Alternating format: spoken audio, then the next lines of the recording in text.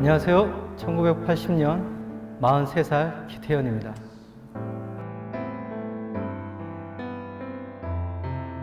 저희 아버지는 기남자 용자입니다.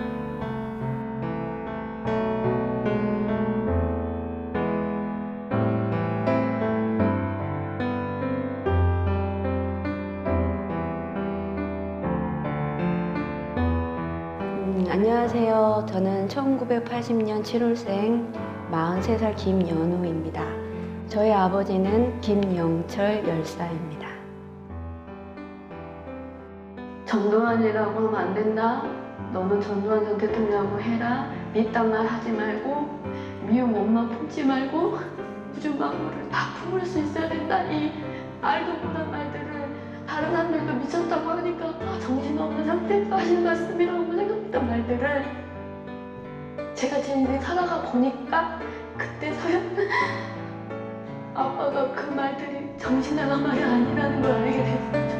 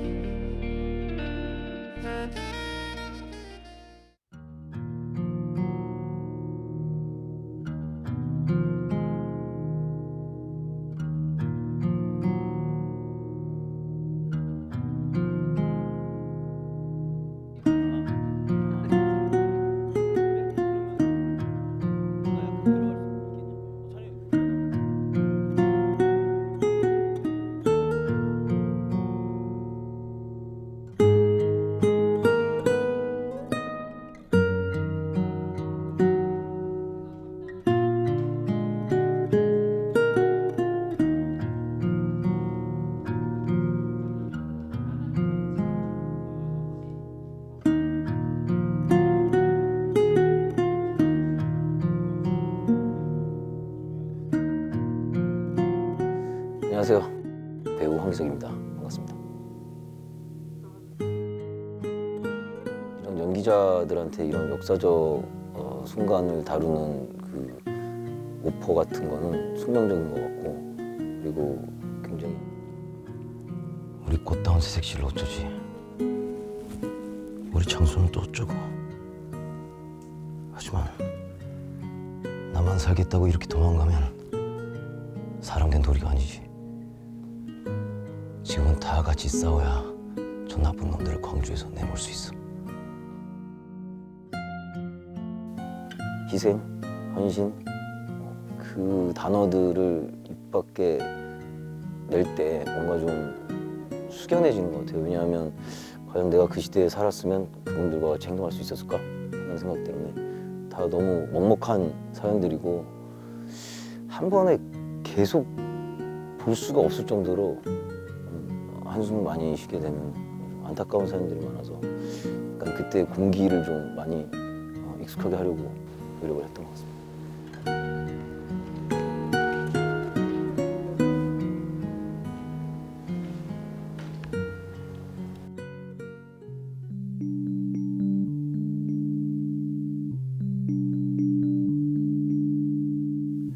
네, 안녕하세요. 배우 최정기라고 합니다. 배우로서 사실 좀 어려웠어요. 왜냐하면 좀 두렵기도 하고, 혹시 내가 뭐를 좀 잘못 이해하고 잘못 표현하고 해서 신뢰가 되지 않을까, 이런 두려움이 처음에 좀 앞섰고요. 자랑스러운 민주시민 만세! 광주시민 만세! 광주시민 만세! 유족들의 인터뷰를 보면서 그런 생각을 했어요. 그분들에게는 끝이 아니고 그때부터 시작이었구나. 우리 아이가 저기 또 있다 보니까 저도 그 뭔가 이상한 마음이 막 생겨나면서 더 슬퍼지면서, 그래서 어떤 단어로 표현해야 될지 잘 모르겠는데 막 눈물도 흘리고 보면서,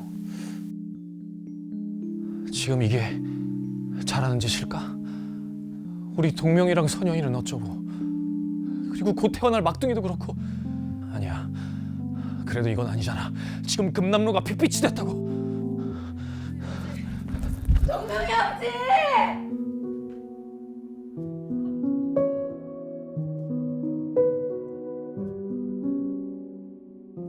안녕하세요. 배우 김현정입니다.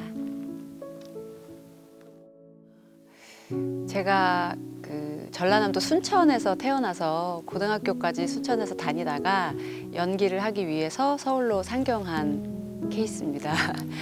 아주 어린 시절부터 10대를 거치는 그 시간 동안에 저한테 5.18이 굉장히 강하게 남아 있어서 꼭 언젠가 이 이야기를 하고 싶었는데 너무 좋은 기회로 같이 참여하게 됐습니다.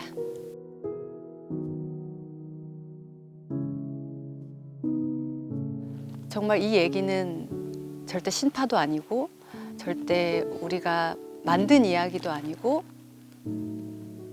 현실에 존재했고 꼭 들어주어야 하는 이야기다. 이것이 잘 전달되면 좋겠다라는 생각이 들었습니다.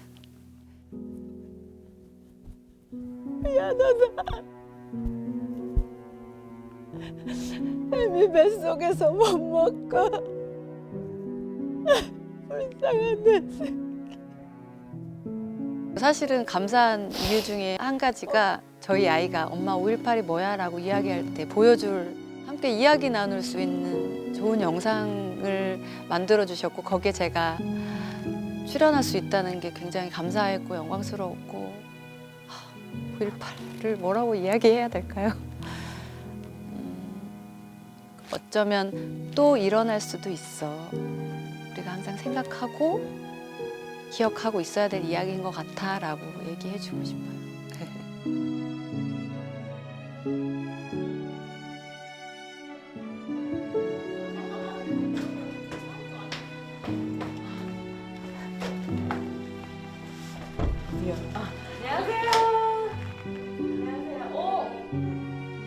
정실 홍실 여고선 정성을 들여.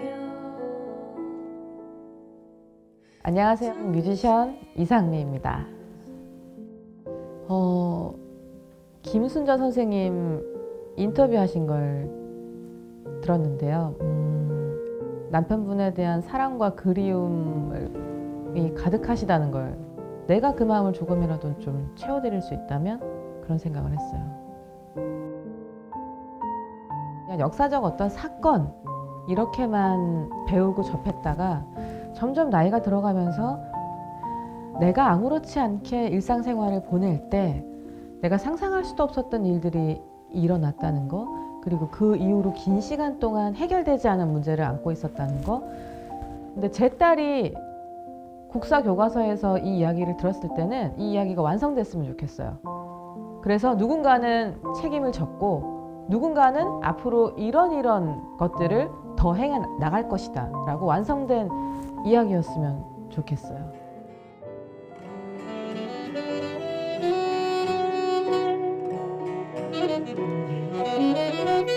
안녕하십니까. 색스포니스트 멜로 키친입니다. 제가 작년에 확 그 관심도가 많이 올라왔었죠. 작년도에 5.18 증명사진관이라는 다큐에서 제가 이제 음악을 맡아서 2곡을 작업을 했었는데 작년까지는 사실 그냥 화가 많았었어요. 근데 이번에 그러니까 이런 생각을 했었어요. 제가 광주에서 태어났고 저희 가족분들 중에 희생자 분이 계셨다면 좀 받아들임의 그 무게 자체가 많이 달랐지 않았을까 하는 생각을 하는데 조금 저도 좀 무게를 안고 살아가는 사람이 돼야 되지 않을까라는 생각을 해요.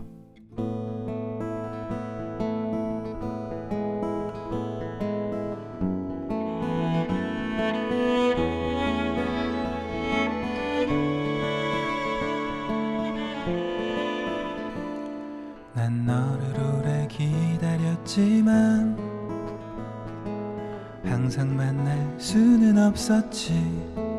봄이 있던 곳 안녕하세요. 온기가 있던 곳. 싱어송라이터 제주소년 박경환입니다. 저는 31사단 군악대에서 근무를 했어요. 31사단은 광주 전남 지역에 있는 유일한 사단인데 휴가를 나가거나 외출을 나갔을 때는 늘 광주극장을 갔었어요. 온기가 차올라. 첫 발을 딱 내디디고 너무 환상적이었어요. 그 옛날 모습이 그대로 있는 것도 신기하고 냄새도 그대로인 것 같은 느낌도 있고 그 정말 오래된 먼지의 냄새. 그래서 광주극장에서 이 프로젝트를 진행하신다는 말씀을 듣고 너무 반가워가지고 바로 반가워했었고 전 받자마자 제 의도한 게 아닌데 다운로드가 다 되니까 플레이가 되더라고요. 그래서 플레이 되는 걸 끌 수가 없었어요. 그냥 쭉 들었어요. 근데 듣다가 눈물이 터져 나오더라고요. 어머님이었는데. 근데 그냥 목소리를 듣는 순간 그 일을 겪으시고 남편을 떠나보내시고 그 아픔이 그냥 목소리에서 느껴졌어요. 어렴풋이 곁에 있어줘. 이맘때쯤엔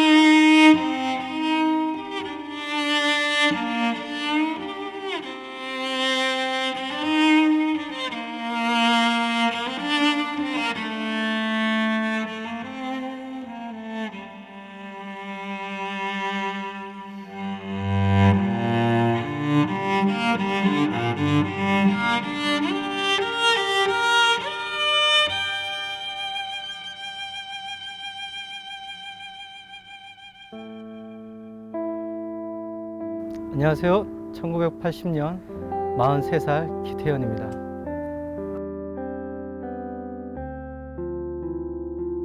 저희 아버지는 기남자 용자입니다.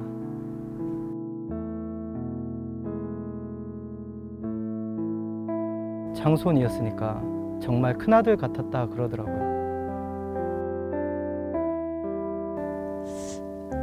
우리 시가집 식구들이 다 성격이 좋아요. 다정다감하고 내 말은 다 들어주죠. 할아버지 할머니한테 철없다고 맨날 많이 혼나기도 했고 저희 아버지는 안 그랬다고 하니까. 저는 할아버지한테 5.18 얘기를 물어본 적이 없어요.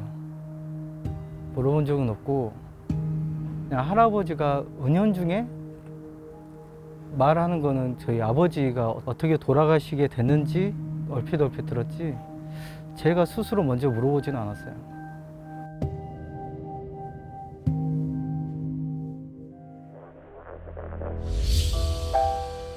그때 첫 발포가 있고 나서 다 도망을 치는데 다리에 발목 쪽에 총상을 입었었나 봐요. 그랬는데 이렇게 기어가는데 뒤에서 이제 착검을 한 상태에서 가슴 쪽을 막 찔렀다고 해서 시신을 봤을 때 관이 비닐을 덮었는데 피가 너무 넘쳐가지고 관 밖으로 막 흘렀다고 얘기를 들었어요.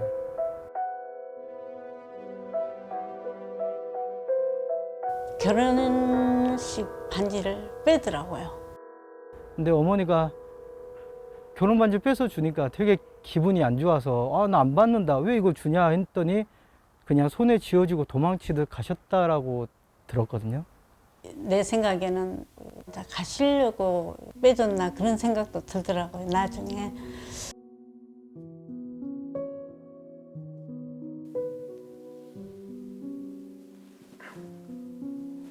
여보.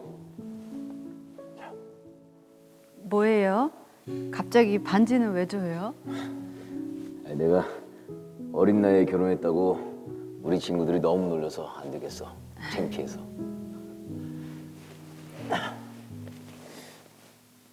당신이 이 반지 잘 가지고 있어.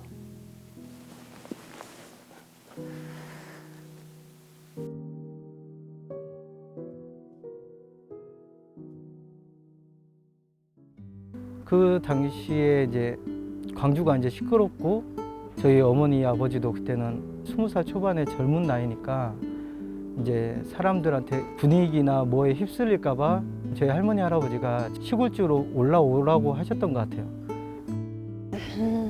그날 안 들어왔어요. 그럴 뿐이 아닌데 안 들어와서 저녁 내 이제 아기는 밤낮이 바뀌어가지고 저녁 내 울고 이제 옥상에 올라가니까 차들이 왔다 갔다 막 하고 차가 불난 것이 보이고 그러더라고요.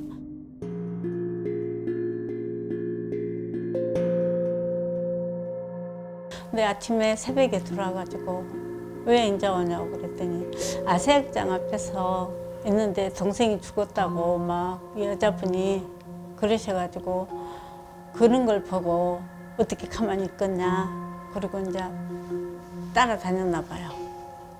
대만 사람들. 그리고 아침에 돌아가지고 시골로 가자고. 나도 시골로 가자겠어요. 그때는 차들이 안 다니니까 자전거 짐발이라고 큰 게 있었어요. 그걸 타고 발산다리에서 양동 북해산가 있는 쪽으로 왔어요. 그랬는데 거기서 저희 어머니가 기저귀 가방을 안 갖고 왔다. 그랬더니 아버지가 그럼 있어라 내가 한번 갔다 온다 하고 나오는 길에 아버지 친구들을 만나셨나 봐요. 둘이 뭐라고 이야기하더만은 아기를 보듬고 있다 나를 주더라고요. 갔다 올 테니 먼저 가 있어라 하면서 잡았죠. 가지 말라고. 근데 그날은 내 말을 안 들었어요. 남동아, 시위에 절대 나가면 안 된다. 알았지? 애 깨기 전에 얼른 가요. 장소는 안전할 테니 걱정하지 마요. 하고 내 정신 좀 봐. 애기 기저귀 가방 안 가져왔는데. 애 기저귀가 없으면 어째? 빨리 가요. 지금 시민들이 다 죽어가고 있어. 자네도 어여 천안도청으로 가세요. 저 차 타면 지금 바로 갈 수 있어. 어여 와.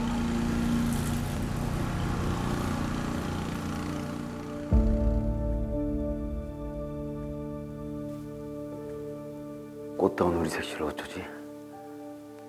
우리 장수는 또 어쩌고? 하지만 나만 살겠다고 이렇게 도망가면 사람 된 도리가 아니지.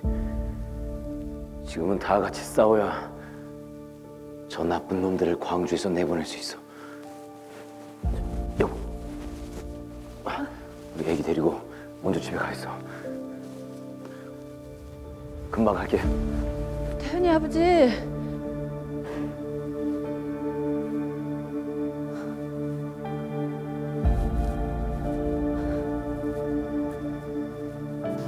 그 길로 그날 낮에 첫 발판 날 여기 바로 여기 금능길에서 돌아가셨죠.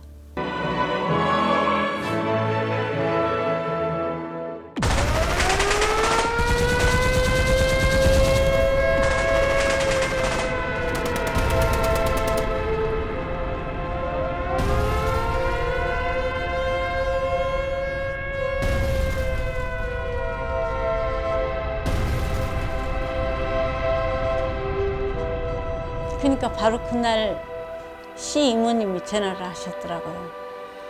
야, 제일부 좀 다쳐갖고 전대병원에 있단디 한번 가보소. 그랬는데 나는 그날 엄마한테 엄마 돌아가셨나 봐. 나도 모르게 그 말이 나오더라고요. 그래갖고 걸어서 대인시장 있는 도로에서 걸어서 가니까 그때 한 3시경에 아마 도착했을 거예요. 막 입원실 환자들이 막 복도에가 막 다친 총 맞은 사람들이 막 있고 그 많은 사람들 다 이렇게 떠들려서 봤는데 없어. 그래서 엄마가 그러면 CT실 한번 가보자. 근데 이제 너는 이제 그때 애기 난 지 얼마 안 됐으니까 충격 받을까 봐 친정 엄마가 보지 못하게 그 아줌마 같이 한 집에 사는 아줌마랑 이제 CT실을 갔다 오셨어요. 그래갖고 아야, 시체가 많이 있어갖고 시체실 밖에까지 사람들이 많은데 없더라. 우리 엄마가 겁이 많아서 떠들어보도 못하고 또 오셔갖고 그래. 아야, 또 시체실 밖에가 있는데 어떤 남자는 발이 그렇게 이쁘게 생겼더라. 발이 하얗니 그러시더라고요. 한 번만 더 이제 이렇게 떠들어봐야 되겠다. 이제 두 번째 가셔갖고는 다 이제 떠들어봤나 봐요. 근데 그 발 하얀 사람이 당신 사이였어요. 총을 다리를 맞아 놓으니까 가슴 맞고 여기를 맞았는데 피를 쏟아부은 발이 그렇게 하였나 봐요.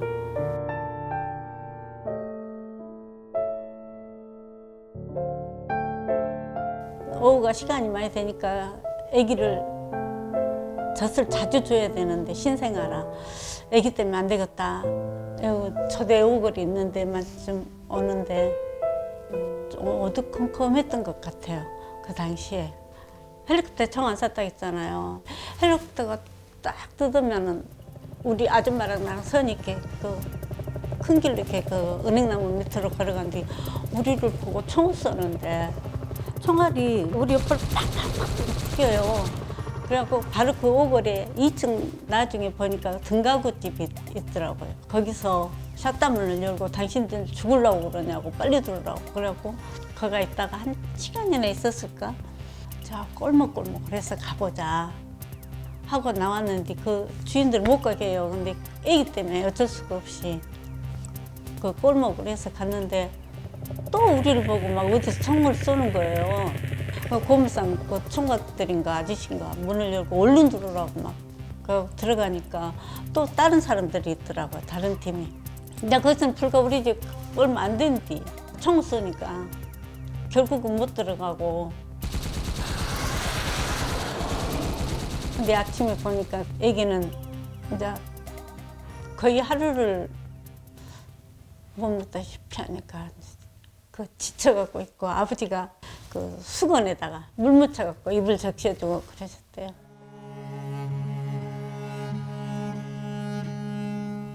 도청, 산무대 이제 시민들이 붓기를 싹 해갖고 산무대에 모시고 거기가 있었는데 또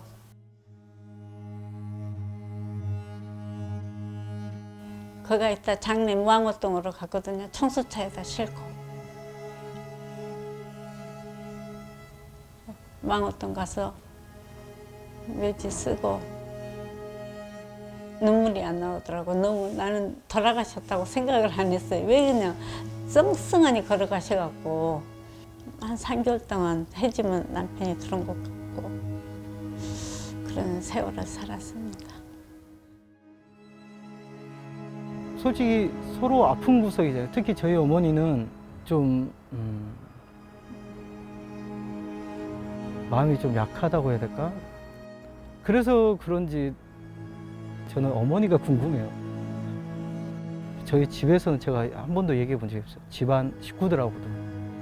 어머니 삶은 참 보면 저희 와이프도 그러죠. 저희 어머니는 참 불쌍한 여자로서 불쌍한 인생이라고.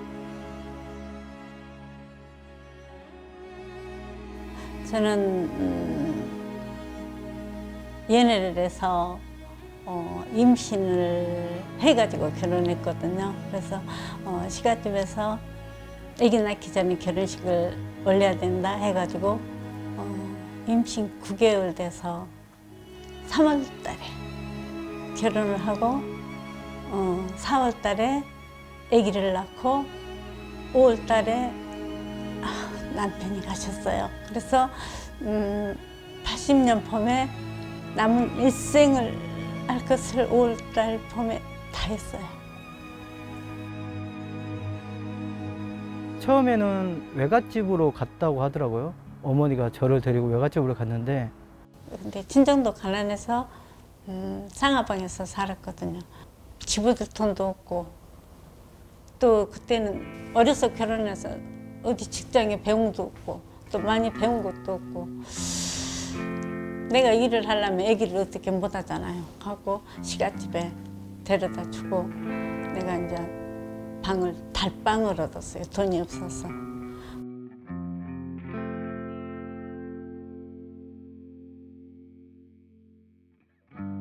내가 이런 이야기하면 아들이 더 슬퍼할까 봐. 내 마음속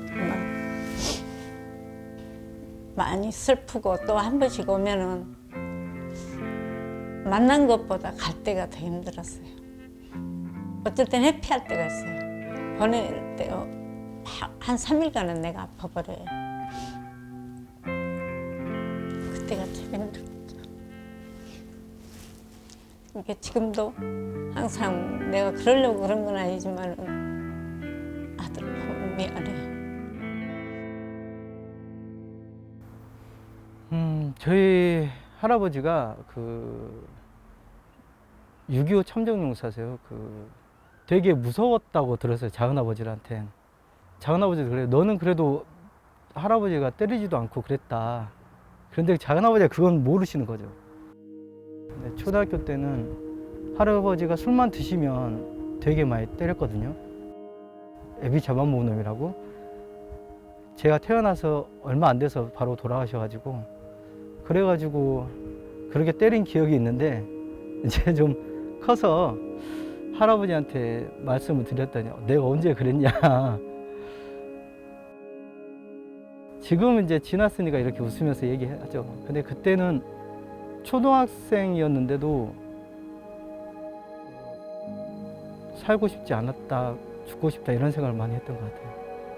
근데 그때 상황은 그럴 수밖에 없었어요. 아들을 위해서 내가 키우들 못하니까.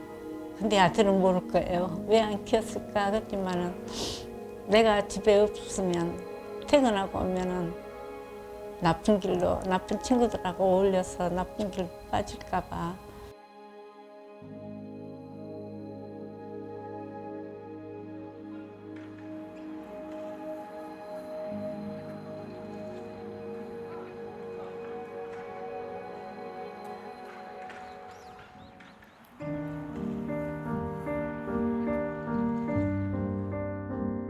저희 큰할아버지는 또 태평양전쟁 징용 희생자세요. 그리고 저희 할아버지는 아까 말한 대로 6.25 참전용사시고 저희 작은할아버지는 월남전 참전용사세요. 또 저희 아버지는 5.18이고 한 집안이 한국 근대사가 다 있어요. 역사를 보면 쉽게 흔한 말로 그러잖아요. 독립운동을 하면 3대가 망한다. 지금도 안 바뀌었잖아요. 저는 그렇게 생각해요. 아들한테도 나서지 마라. 그 자리에 가족을 지키라고 하고 싶어요.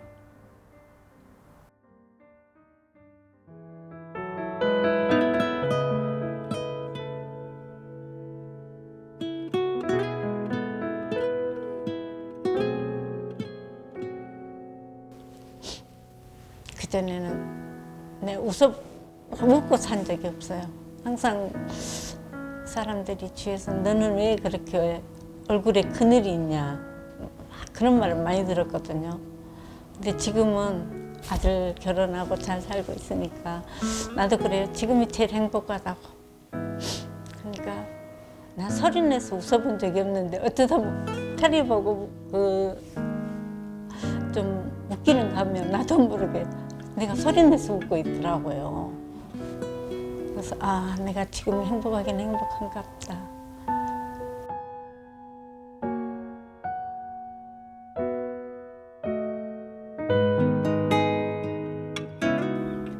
예전에는 아버지가 원망의 대상이었다면 지금은 우리 아들이 할아버지 대단한 일을 하셨다라고 말을 들었고 나서 새롭게 생각하게 됐어요.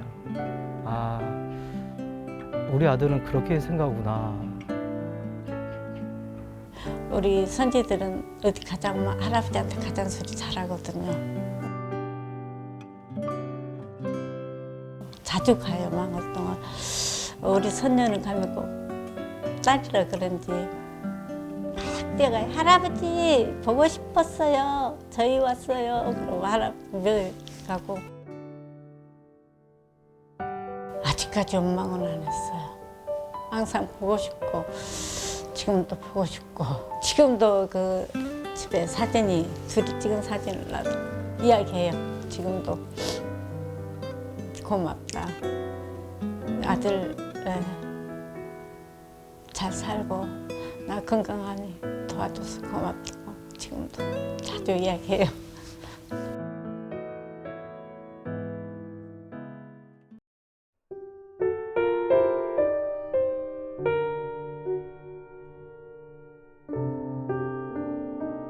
지금도 많이 보고 싶고 정말 보고 싶고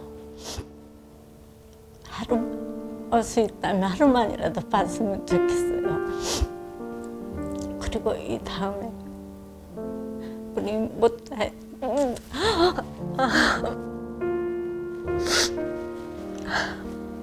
못내 사랑 다음에 만나면 꼭 같이 살. 그때 봐요.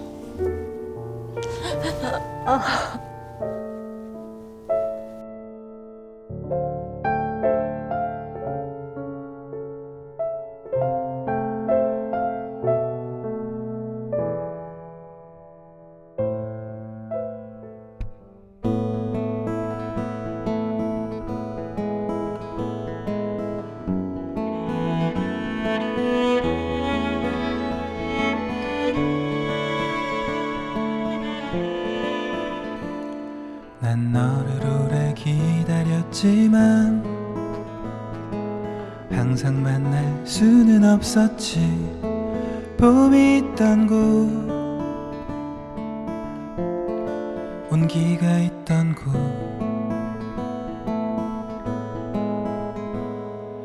하얀 계절이 지나가고 내 마음도 녹아내릴 쯤 잊고 있었던 온기가 차올라.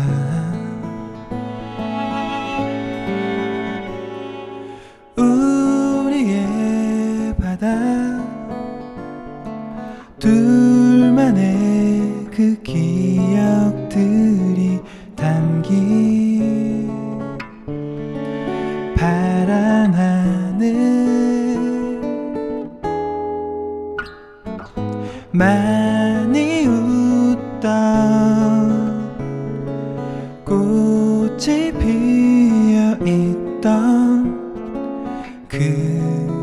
시절이 나를 흔들곤 해. 문득 피어나는 아지랑이처럼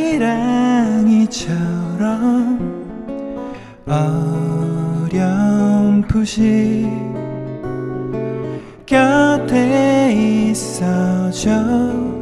이맘때쯤엔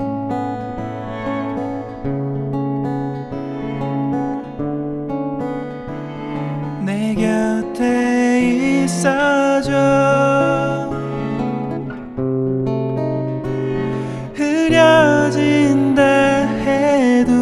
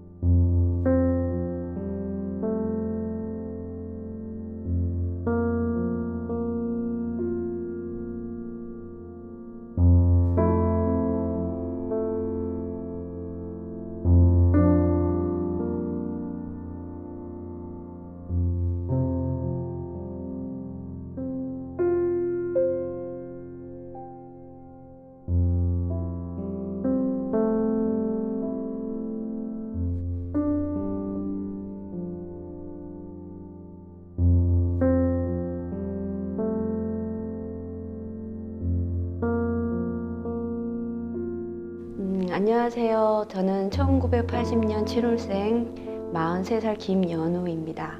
저희 아버지는 김영철 열사입니다.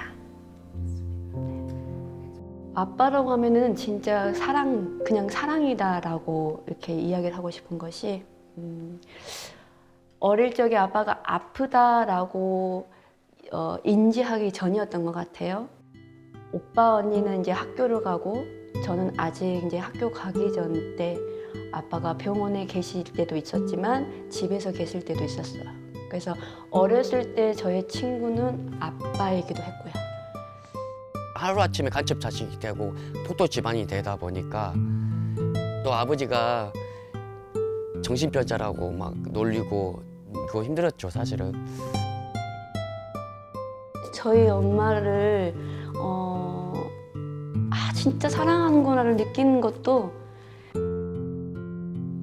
순자씨, 나의 사랑, 나의 신부 막 이러면서 말도 너무 곱게 예쁘게 하셨어요, 억양을. 절실한 기독교 신자이면서 아주 천사 같은 그런 사람.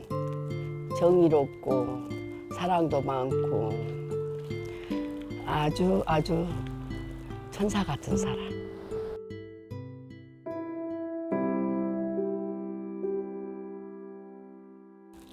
여기 지역이 좀 낙후된 지역이기 때문에 이북 피난민들이 많이 사는 곳이라고 들었어요. 그래서 첫째는 사람들의 마음이 중요하니까 처음에 이제 어린이들을 통해서 어른들의 마음을 움직이고 나중에는 어른들까지도 마음이 하나가 되고 AB 시동 사람들이 다 단체가 되고 한 단체가 되고 서로 사랑의 공동체가 되어가지고 참 열심히 재밌게 살았어요. 지금 여기 오면 엄마 어떤 생각을 가져요? 여기 오면 옛날 생각나지. 옛날 아버지가 지도자 역할하고 모두 주민들은 공동체 이루어가지고 좀 그 사랑의 공동체로 얼마나 아름답고 행복하게 사는 줄 아냐. 그죠, 그때가 좋았죠. 5.18만 아니었으면. 그 시절이 정말 아마 이 세상에서 찾아볼 수 없을 거다.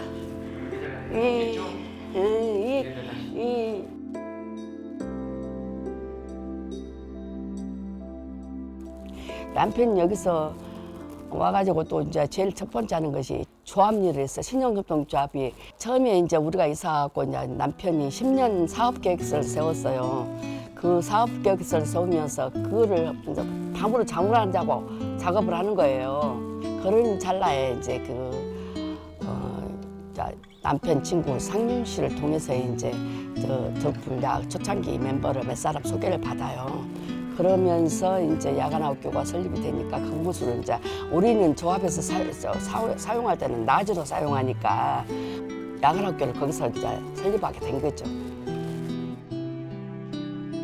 그래가지고 YWCA 신협으로 이제 취직이 된 거예요. 거의 한 달쯤이나 출근했을 거예요. 근데 박용준 삼촌이 이제 그 퇴근하고도 집에를 안 가고 라면 끓여 먹고 잠자고 그러니까 보기에 너무나 안 됐었는가. 나한테 말도 없이 리어커를 끌고 가고 짐을 싣고 조그마한 삼촌을 데리고 가고 앞으로 여기서 살 것이다 그러고 친동생처럼 그렇게 이제 항상 같이 출퇴근하고 저 저녁으로는 퇴근해갖고 하고 둘이서 이제 같이 이제 그 야간학교 일도 하고 또 여기 광천 신용동조합 일도 하고.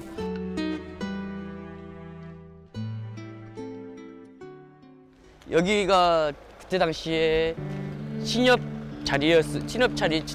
자리였고 갖고 여기서 이제 조합 운영을 하고 이제 들불 야학도 활발하게 전개돼 가고 뭐 아버지들은 일을 막 열심히 전개해 나가는 과정에 이제 5.18이 터지지.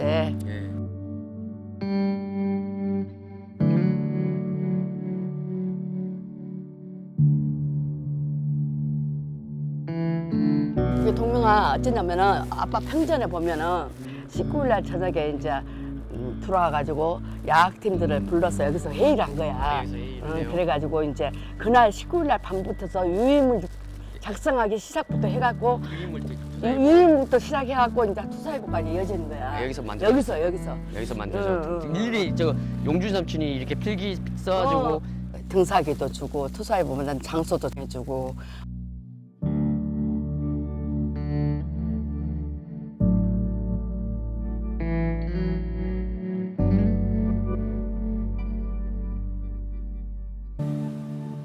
학당이 이제 시작하면서 우리 집이 이제 더 번화해졌죠. 더 아지트가 된 거야. 이제 전대생들 아지트가 된 거야. 들불약 아지트가 되고. 그러면 이제 그 10시 넘어서 모여갖고 토론회하고 막걸리 한잔 지으면은 얼큰하니 술이 오르면은 형수님 찾고 형님 찾고 너나 찾고 막 그냥 노래가락 나오고 그래. 그러면은 상원 삼촌은 나보고 나도 노래를 시켜 형수님 노래 한잔 하세요. 그러면은 나는 그때 당시에 막 은희의 꽃반지 끼고 또 저 청실홍실 부르고 막 그랬거든. 그럼 청실홍실을 부르면은 상원 삼촌이 형수님 나 장가 간날 첫날 밤에 그날 그 노래 꼭 불러주세요. 그래. 그러면 내가 그래요. 장가만 가시오. 내가 불러드릴게. 그러고 그랬거든. 청실 홍실 엮어서 정성을 들여 청실 홍실 엮어서 무늬도 곱게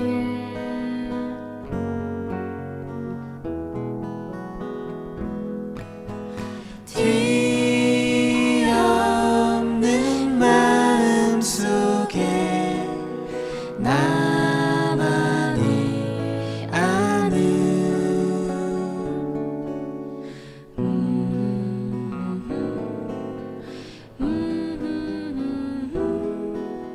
술을 놓았어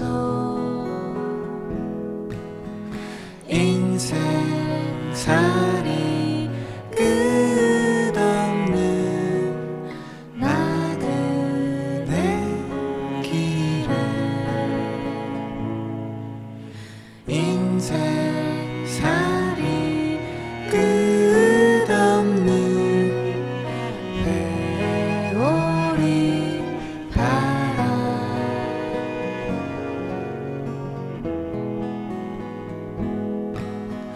부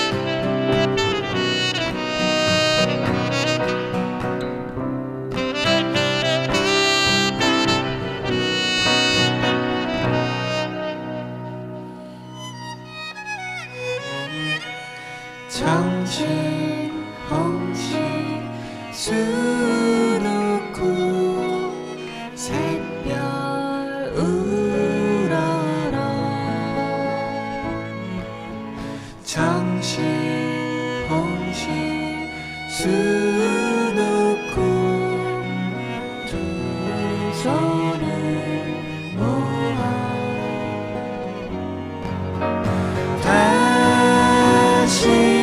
다시는 울지 말자 굳세게 살자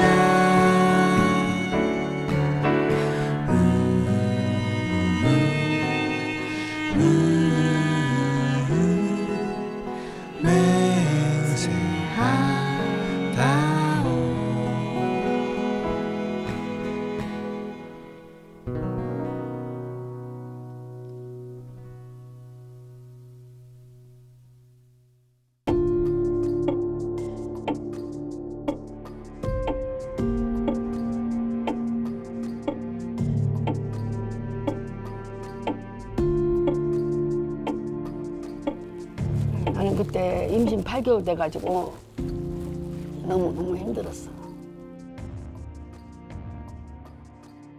18일부터 나가서 그런 항쟁에 참여했어. 소식이 없어. 하고 가끔 이제 조합으로 전화하고 23일 날 사모님 삼촌이 왔는 거야. 가게 형님은 잘 있으니까 걱정 말아라고 왔는데 내가 밥 차려준 밥 먹고 그러고 형수님 나 오늘은 안 가고 신협방에서 자고 갈라요 그래. 그래서 그래요 그러고 내가 열쇠를 줬었어. 근데 또 저녁 때 되니까 영준이가 또 왔어. 옷을 갈아입고 또 밥 먹으러 왔어. 밥 먹고 간 게 거의 마지막이네 또 영준이는. 그랬는데 또 24일날 그 다음날 영철 씨가 자전거를 타고 들어왔어. 자전거 타고 돌았는데 눈동자가 아니야 본정신이 아니더라고. 완전히 내가 봤을 때는 정신없어. 자기 정신이 아니야.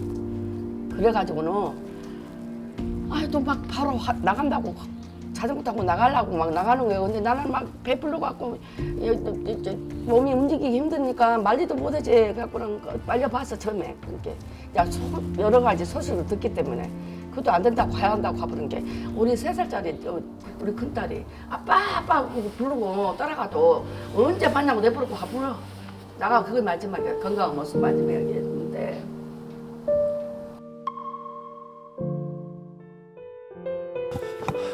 내가 지금 이러고 있을 때가 아니야. 도청 앞에 좀 가봐야겠어. 이 난리에 어디를 간다 그래요. 군인들이 총 쏘고 난리라는데 그냥 집에 있어. 괜히 나돌아다니다가 다치면 어쩌려고 그래요. 이러다가 광주 사람들 다 죽게 생겼어. 내가 빨리 갔다 올 테니까 당신은 애들하고 집에 있어. 아유, 어쩌라고 정말 내가 못 살아. 아빠 가지마 나랑 놀아.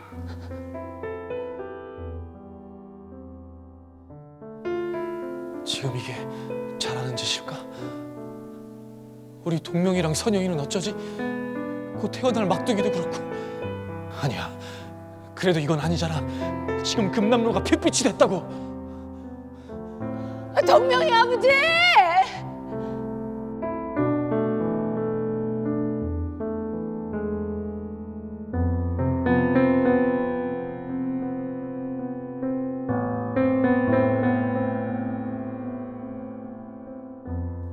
야 죽었는지 살았는지를 모르니까 찾아야 할 거 아니오. 있을 만한 데는 다 연락을 다 찾아봐도 없어. 그래서 이제 죽었다 생각하고 도청이를 갔지. 9시더만. 여기는 사람은 접근을 못하게.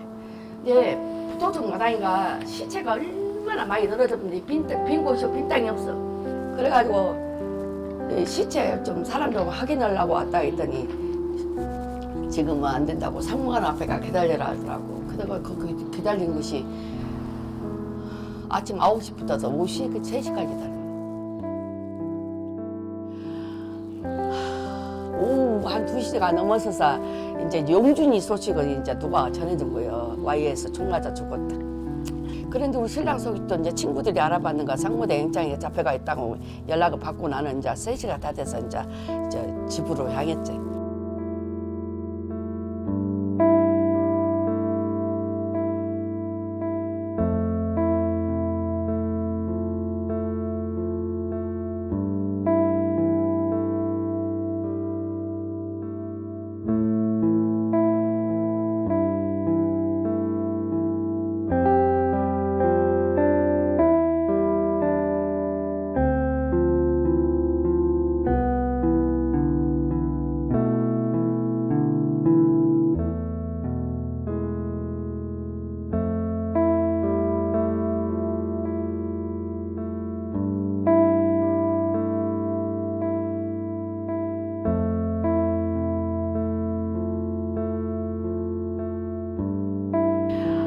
이제 80년도에 이제 애기 아빠는 이제 교도소에 가 있고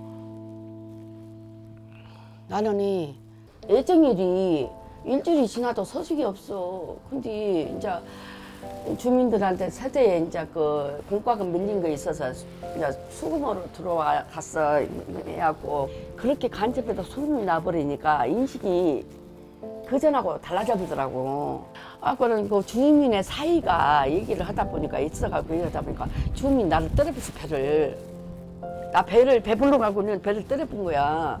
그때 이제 그 충격으로 이제 통증이 오기 시작해갖고 그 다음날 새벽에 이제 저기로 응급실로 갔지. 그때가 7월 3일. 나는 그렇게 내가 그렇게 된 줄 몰랐어. 이게 못 먹고 내가 그렇게 막 정신적, 육체적 고통받고 살다 보니까 그렇게 됐나 봐. 낳고 나니까 아기가 체중 미달이고 뭐 영양실조라 인기베이터에서 키워야 한다요. 그때 돈이 벌써 그때 내가 알기로 얼른 말 듣기로는 하루에 30만 원이라고. 아 우선 식구들 먹고 살기도 죽고 우선 저 남편 저러고 사는 것이 막막히 죽었는데 어떻게 그 돈을 어떻게 해서 날 할 능력도 없고 할 제 마음조차 생각조차 안 되는 거예요. 그래서 사모하고 태아가 너무 못 먹고 영양제 걸려가고 그렇게 됐는데 데리고 간다 그냐고 의사가 막 노발대발한 거예요. 그래서 내가 그래도 어쩔 수 없다고 안 된다고 데리고 왔는데 옛날에 시골에서 토끼 새끼 나누면 토끼 새끼 봤어? 토끼 새끼 나누면은 만지도 못해. 손으로 잡을 수 없어. 손으로 잡으면 깨질 것 같은 그런 우리 막내를 내가 죽을 것 같고 집으로 데리고 왔지.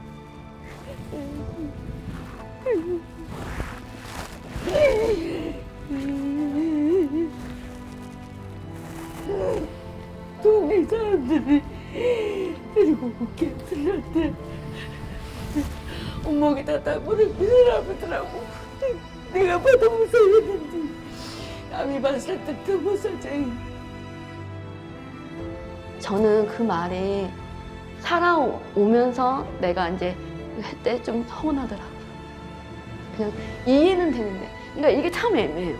5.18년 가운데 한 가정에 누구도 탓할 수는 없어. 근데 나는 서운하고 나는 아파. 그리고 그 대상은 엄마이기도 하고 그러는데 나는 엄마를 원망할 수도 없어.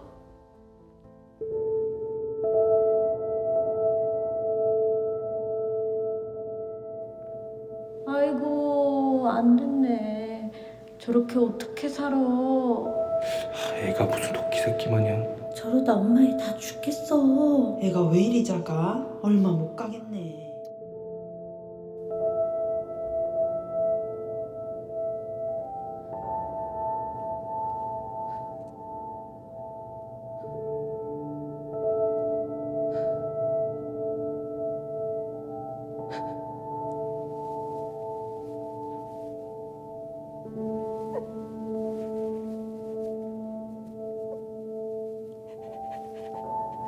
도대체 나는 어떻게 살라고?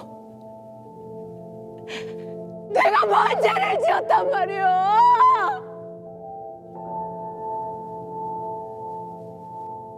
불쌍한 내 새끼. 어미 뱃속에서 제대로 먹지도 못하고 태어났으니 어미가 죄인이다, 죄인이야. 미안하다 우리 아가.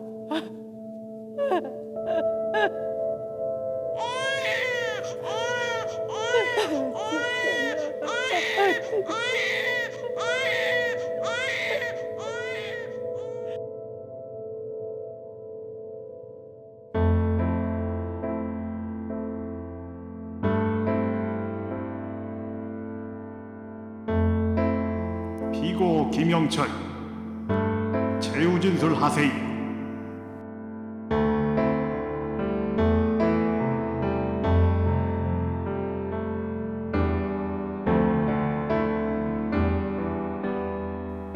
자랑스러운 민주시민, 광주시민 만세!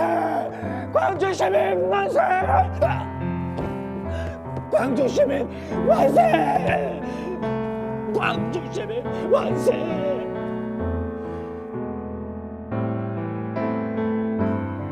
광주 시민 만세!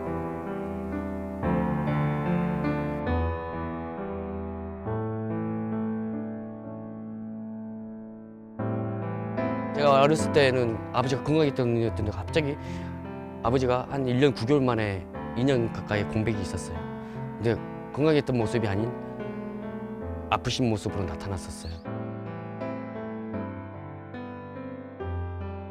아버지가 강주교도소에서 수감하고 간첩으로 몰려가지고 많이 고문하고 구타당했을 때 1981년 10월 25일 날 크리스마스 식사로 석방을 하셨는데 너무 많은 잔혹한 고문과 구타로 인해서 자반시 부부가 되셨어요. 근데 항상 아프실 때마다 이렇게 아프다고 왜 우리 아빠는 내 친구 다른 아빠들하고 다를까? 라고 생각을 하게 됐어요. 내가 흔히 많이 봐온 우리 집에 있는 5.18 때 관련된 사진들 보면 너무나도 참혹하고 흉측하고, 근데 이러한 광경 속에 우리 아빠도 그 속에서 그렇게 맞고 고문당하고 지금 이렇게 아프신 이유인데 그게 우리나라 군인이? 라는 인지를 하게 됐을 때 어린아이 할 것 없이 남녀노소 할 것 없이 이렇게까지 많이 감정을 어릴 때라서 놀라기도 하고 무섭기도 하고 구분하지 못한 감정들을 많이 그냥 얼려놨던 것 같아요, 마음속에. 답을 얻지 못하고.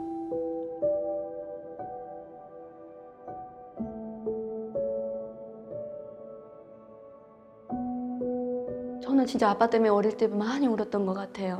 아빠의 모습으로, 아빠의 그 가엾음에 아빠는 지켜주고 싶은데 어린 나는 힘이 없어. 그래서 어렸는데도 난 느꼈던 게 나의 비겁함에 너무 힘들었어요. 내 눈에 보여진 아빠는 누군가로 인해서 지켜줘야 되는 사람인데 하도 아빠가 병원에서 다른 환자들의 의학든 어쨌든 해서 다쳐가지고 오신 적이 있어요, 집에. 근데 그게 너무 속상한 거라 아빠는 이렇게 많은 거 화나지도 않냐. 막 이제 일부러 아빠한테 누군가 원망스럽고 책임을 지는 걸 보고 싶었나 봐. 그래서 막 내가 신경을 건드린 것 같아, 아빠를. 그랬더니 아빠는 또 막 괜찮다 그래요. 연애 때처럼 어렸을 때처럼 하셨는 말대로. 그게 이제 그때는 너무 화가 나서 그러니까 해서는 안 될 말을 했어요. 제가 난 그런 아빠는 차라리 죽었으면 좋겠어 그랬어요.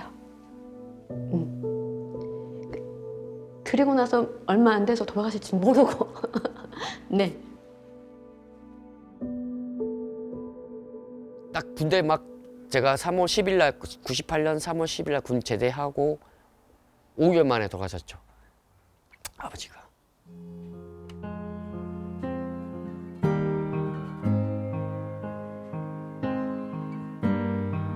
그때 당시 데모했을 때 아버지는 그 자기 몸을 이렇게 전두환 노태우가 이렇게 만들어놨는데 평생 병원 생활 하다가 돌아가신 그 순간까지도 내 동명아 전두환 노태우 미워하지 말라고. 그래서 저뿐만 아니라 저희 밑에 여동생 둘이 있는데 이 여동생 둘한테도 끝까지 미워하지 말라고 하더라고요.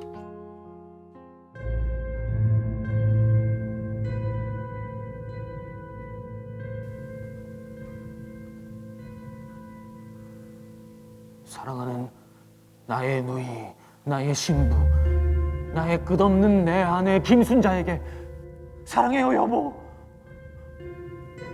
너, 나, 우리 We every all together 사랑합니다.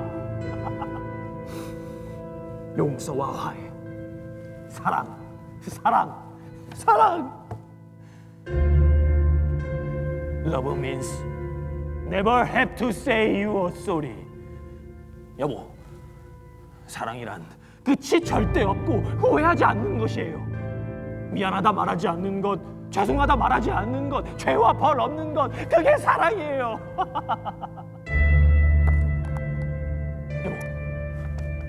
우리 아이를 더 낳읍시다. Right now. 나의 계율 능력 있어요. 내가 여기서 나가기만 하면 뉴욕 월스트리트 금융가에다가 돈을 투자해서 더 많이 벌 수 있어요. 내가 거기 잘 알거든요. 전쟁도 없고 국가 간의 간섭도 없는 전 세계 평화 세상 만들어야 해요. 망월동 가서 상원이랑 용준이한테 얘기했더니 도와준다고 얘기했어요. 여보, 우리 함께 never lasting, 미움 없는 세상, 슬픔과 눈물이 없는 세상 만들어요.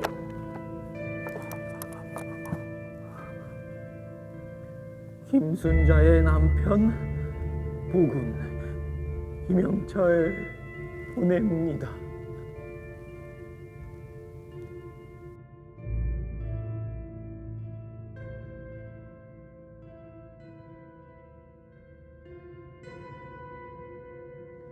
전두환이라고 하면 안 된다. 너는 전두환 전 대통령이라고 해라. 믿단 말 하지 말고 미움 원망 품지 말고 우주 만물을 다 품을 수 있어야 된다. 이 알도 못한 말들을 다른 사람들도 미쳤다고 하니까 정신없는 상태에서 하시는 말씀이라고 생각했던 말들을 제가 제 인생 살아가 보니까 그때서야 아빠가 그 말들이 정신 나간 말이 아니라는 걸 알게 됐죠.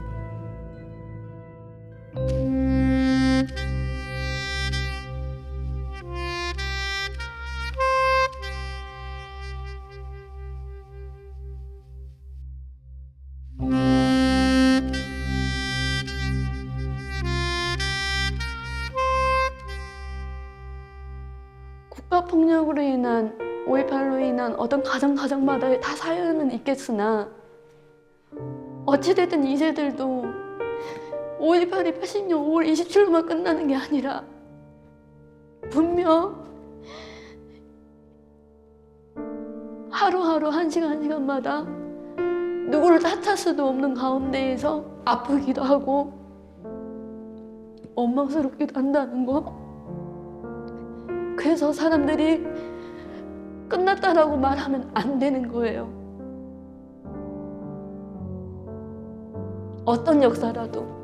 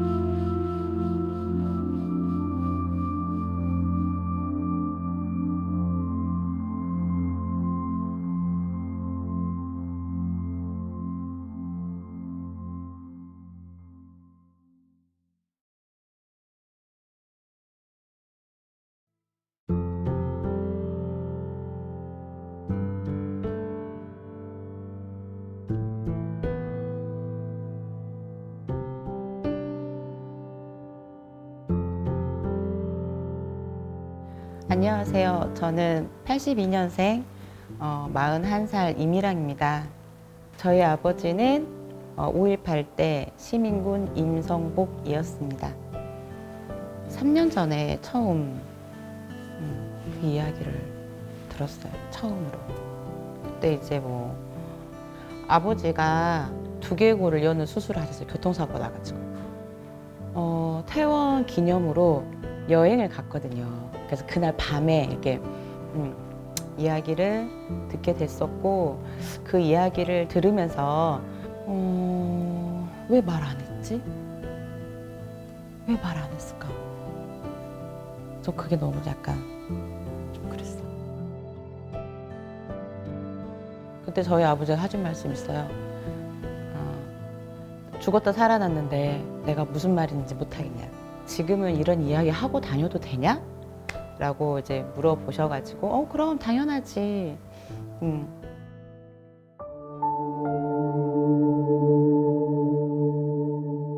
MBC 불타고 난 후로 계속 계셨던 것 같아요. 그때 당시는 우리가 생각을 할 때, 지금은 개인적인 집이고 출퇴근을 하고 이런 거잖아요. 그때는 거의가 다 내가 일하는 곳에서 숙식을 해결했었을 시대였었거든요. 그래서 잠을 자러 일을 배우는 곳으로 가셔야 되는데 셔터가 다 내려져 있으니까 주먹으로 쳐도 문을 안 열어줘. 누군지 모르잖아요. 광주 시민들도 이렇게 올리시지 않으셨던 거죠. 그래서 이제 잘 데가 이제 없으니까 도청으로 다 보였죠.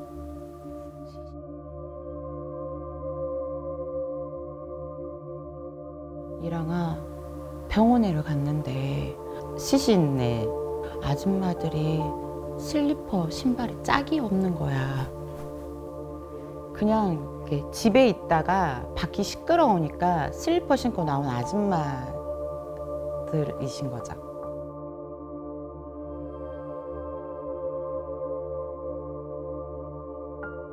차를 타고 다니잖아요. 자기들끼리 조를 이렇게 지정하셨다고 하시더라고. 그러면 정말 여기 어머님들이 바가지에다가 주먹밥을 싸주셔가지고 그때 환타랑 같이 주셨을 때 그때 너무 기분 좋았다고 하시는 거예요. 내가 진짜 장한 일을 하고 있구나 라고 생각이 드셨다고 하시더라고요. 아버지가 그 시신을 확인해 주면서 그 보호자들 오시잖아요. 그 일을 하셨던 거예요. 잠도 그냥 좀 제대로 잘 수가 없었고 하니까 이렇게 관 옆에 걸터 앉다가 손이 미끄러졌는 걸 봐. 살짝 졸아가지고 어느 누군가의 얼굴이 짚어진 거예요. 그것도 너무 디테일하게 설명을 해주신 것 같기는. 갑자기 손이 훅 들어간 거지. 그러면서 밥을 먹는데 다 토해내셨다고 하시더라고요. 그러한 것들.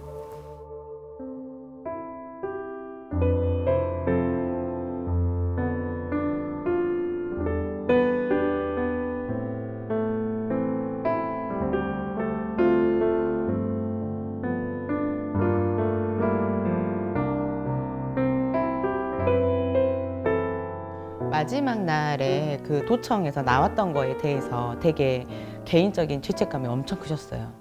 그때 이제 친척 집에서 들어가셨는데 2-3일 동안 그냥 정신을 잃고 주무셨대요. 이렇게 자고 일어났더니 세상이 이제 난리가 난 거죠. 근데 그 말씀을 했던 것 같아. 아빠 사라져서 고마워. 5.18 때 사라져서 고마워. 그거. 왜냐면 아빠가 그때 안 살았다면 난 지금은 몸 없는 사람이다고.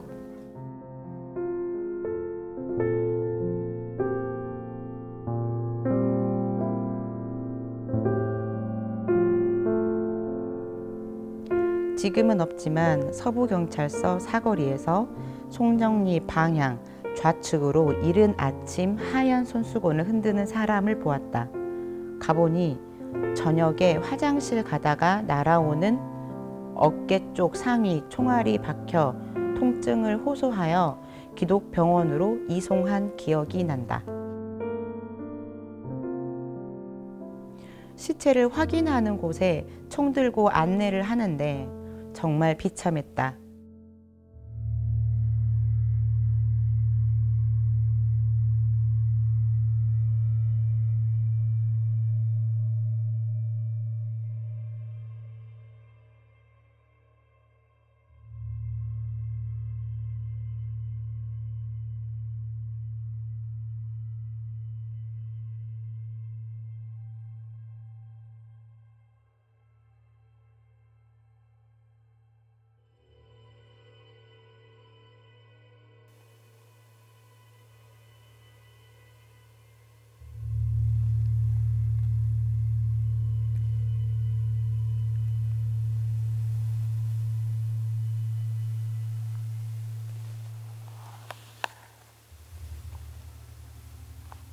시체를 확인하는 곳에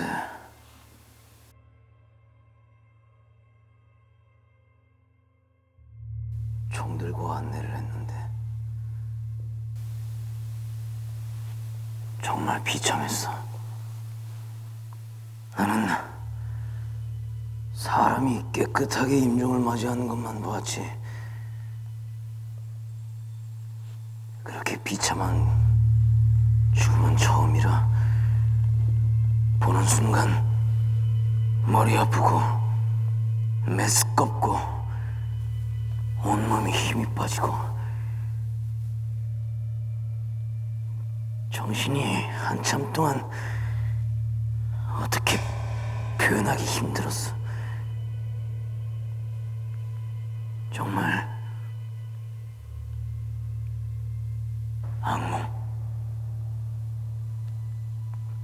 악몽이었어.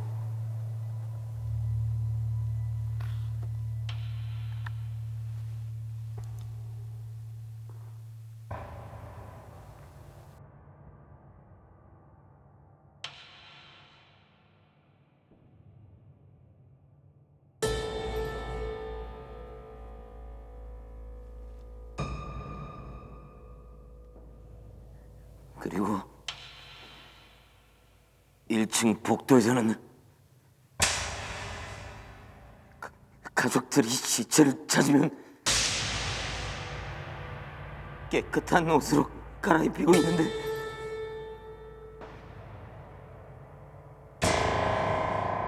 긴 복도가 시신으로 밀려 있었어.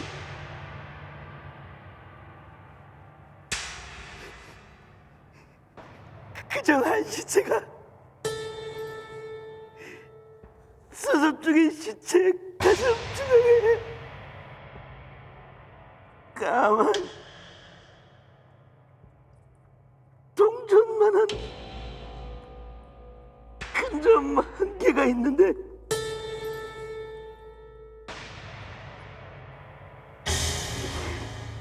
그런데 등 쪽으로 뚫리니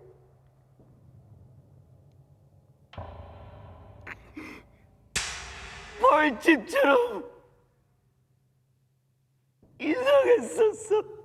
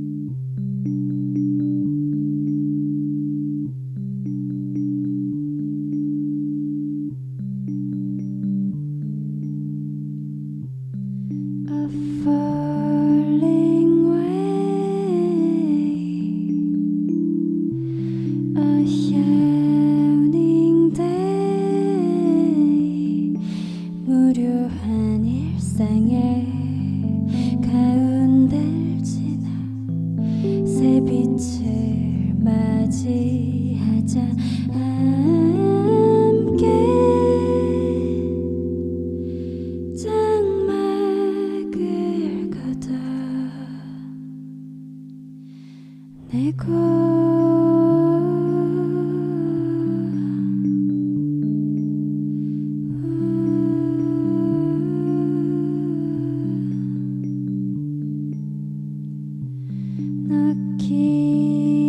기웃거린 창에 빛이 나뉘는 어디쯤에 갈 곳 잃은 가연 우리의 초상 가둬둔 문 열어 해방을 줄래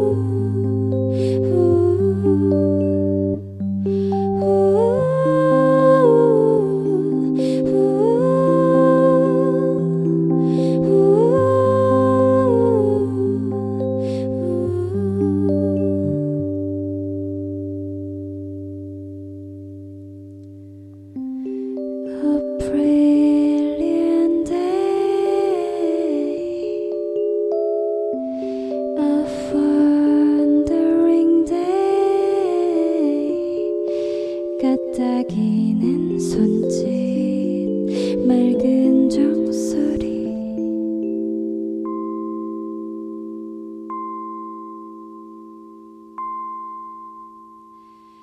날 부르는 파도 홀로 찬란해 밝은 품에 아버지가 이렇게 그 5.18인 거 이런 어떤 본인만의 트라우마 말할 수 없을 정도였다라는 거잖아요. 내가 이거를 알았어요.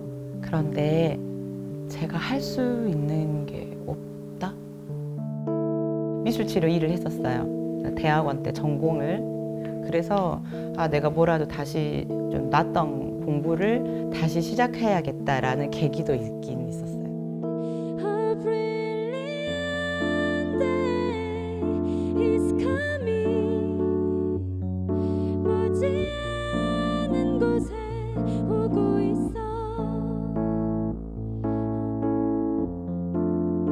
들어주는 거잖아요. 이렇게 뭐 상담 일이라는 게 그 사람이 가지고 있는 어떤 상흔, 상처, 상흔 뭐 여러 가지를 이야기를 들어준다는 건데 약간 저는 그런 것들이 아버지를 통해서 약간 훈련이 좀 됐었던 것 같아요.